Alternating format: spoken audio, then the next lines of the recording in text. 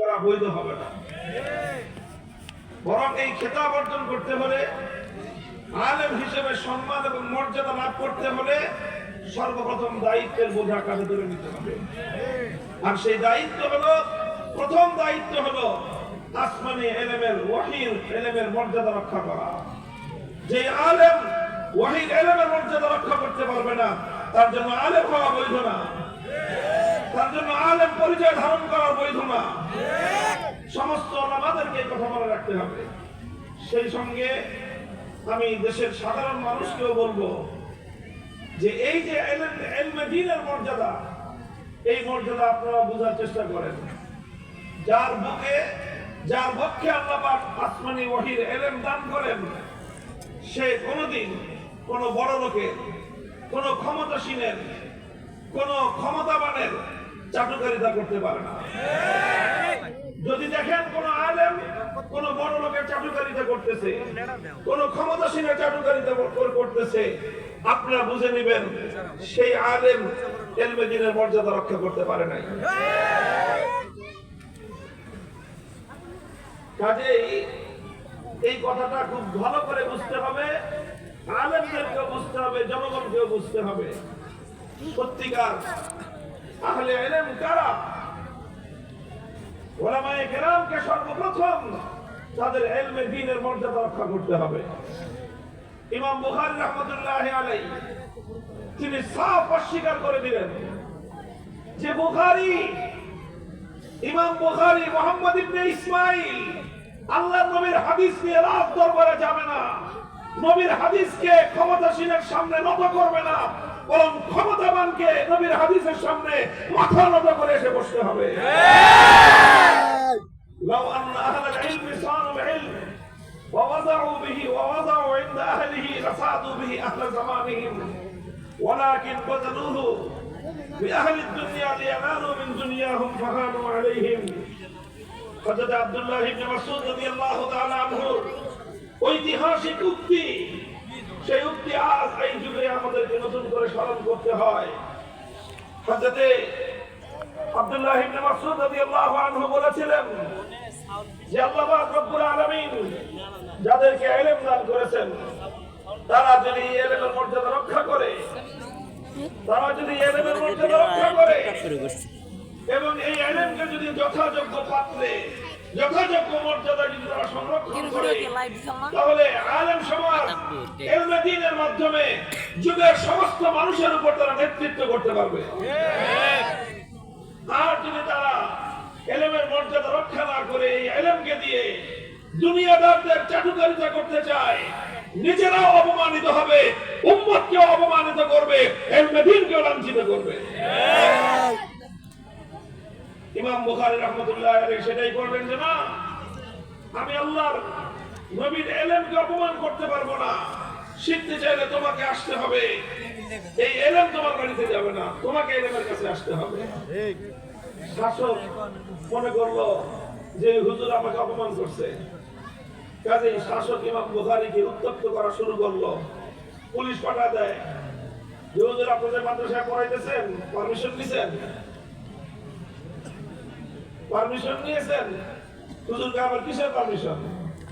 কোরআন হাদিস পড়াবো, পারমিশন কিসের? এই দিয়ে নানান ধরনের উত্তপ্ত করা শুরু করলো। ইমাম বুখারী রাহমাতুল্লাহি আলাইহি সিদ্ধান্ত নিলেন যে পোড়া কপালে আমি তোর শহরেই থাকবো না। তিনি শাসকের শহর ছেড়ে দিয়ে চলে গেলেন অন্যত্র। তিনি দেশ ছেড়েছেন, হিজরত করেছেন, কিন্তু আল্লাহর দ্বীনের ইলমের এতটুকু অসম্মান হতে দেন নাই।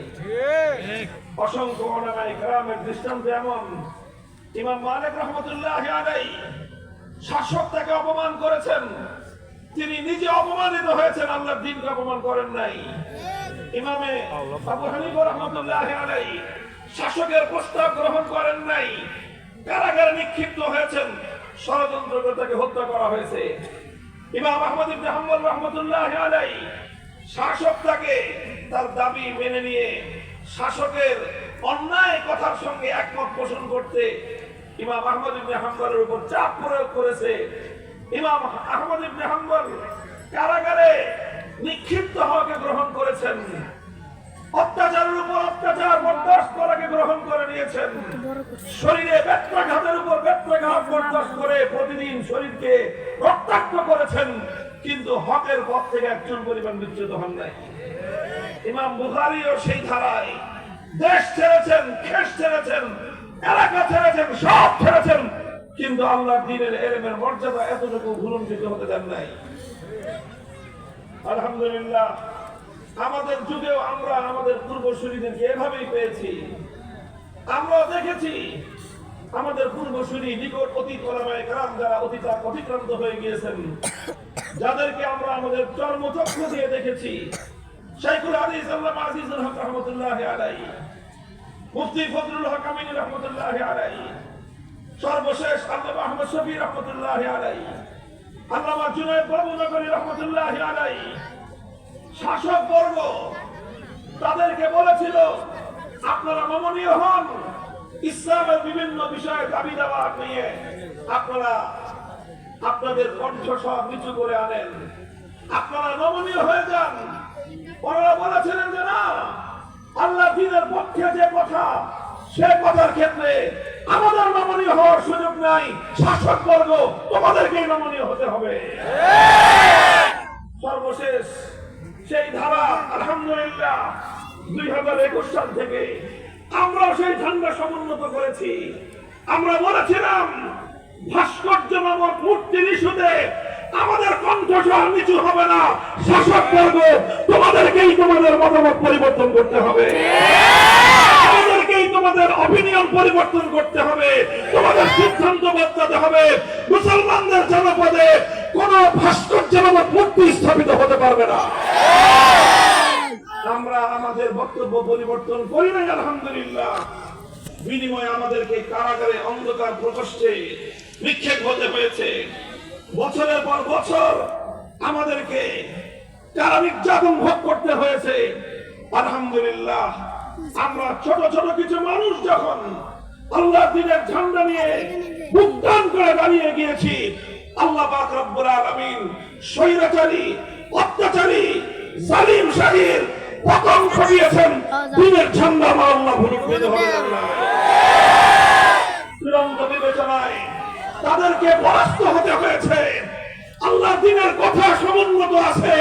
মুসলমানদের জমিনে টেকনাফ থেকে তেতুলিয়া কোথাও কোন ভাস্কর্য মাথা উঁচু করে দাঁড়িয়ে নাই, কোন মূর্তি স্থান পায় নাই। ভবিষ্যতে বার্তা দিয়ে যায়, আজ যে হোক কাল হোক, মুসলমানদের জনপদে শাসন করতে হলে আল্লাহর দ্বীনকে সমীহ করেই করতে হবে, ইসলামকে সম্মান রক্ষা করেই করতে হবে, আল্লাহর দ্বীনের মর্যাদা রক্ষা করেই এদেশে শাসন করতে হবে। আর যদি আল্লাহর দ্বীনের কোন একটা বিধান, কোন একটা আদর্শকে অসম্মান করার চেষ্টা করা হয়, জীবন দেব, রক্ত দিব, লড়াই হবে, শাহাদাত বরণ করব, দ্বীনের ঝান্ডা এতটুকু ভুলণ্ঠিত হতে দেব না।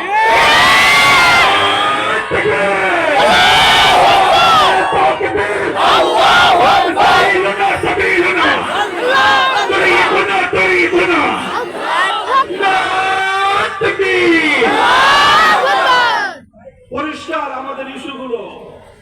আমরা বলেছিলাম মুসলমানদের রক্তে যাদের হাত রঞ্জিত, এই ধরনের মুসলিম বিদ্বেষী নরঘাতক কোন রাষ্ট্রপ্রধানকে বাংলাদেশে সম্মান প্রদর্শন করা চলবে না। আগামী দিনে আমাদের একই কথা থাকবে। বন্ধু দেশ বলেন, শত্রু দেশ বলেন, কোনো কিছু বুঝি না। যে সকল রাষ্ট্রনায়করা, যে সকল রাষ্ট্রপ্রধানরা নিরীহ মুসলমানদেরকে খুন করবে, হত্যাকাণ্ডে যারা জড়িত থাকবে, তাদেরকে মুসলিম জনপদে সম্মান প্রদর্শন ধর্মপ্রাণ মুসলমানরা মানবে না। ভাস্কর্যের ইস্যুতে পরিষ্কার কথা, আমাদের কোন ব্যক্তি বিশেষের প্রতি আলাদা কোনো বিদ্বেষ না। এটা শেখ মুজিবুর রহমান সাহেবের প্রতি আমাদের আলাদা বিদ্বেষের কোনো বিষয় নয়। বিষয়টা ছিল হিন্দুরা তাদের উপাসনালয়, তাদের মন্দিরে কি মূর্তি বানাবে সেটা তাদের বিষয়, সেটা নিয়ে আমরা কোনো কথা বলবো না। কিন্তু মুসলমানদের জনপদে ভাস্কর্য নামে কোন ব্যক্তি, কোন মানুষ, কোন জীবন্ত জিনিসের প্রতিমা বানানো, মূর্তি বানানো, এটা মুসলমানরা সহ্য করবে না। পরিষ্কার বলি, সেই মূর্তি শেখ মুজিবুর রহমান সাহেবের হোক অথবা জিয়াউর রহমান সাহেবের হোক, এমনকি আমাদের বাপদাদাদেরও যদি হয়, আমার বাবা শাইখুল হাদিসেরও যদি কেউ মূর্তি বানায়, সেই মূর্তি সর্বপ্রথম আমরা ভেঙে গুড়িয়ে দিব। সুযোগ পাওয়ার প্রথম মুহূর্তেই মুসলিম জনপদে কোন মূর্তির মাথা উঁচু করে থাকতে দেওয়া হবে না। 3 নম্বর কথা, মুসলমানদের জনপদে আল্লাহর দ্বীন ইসলামের কোন বিধান, কোরআনের কোন বিধানের সঙ্গে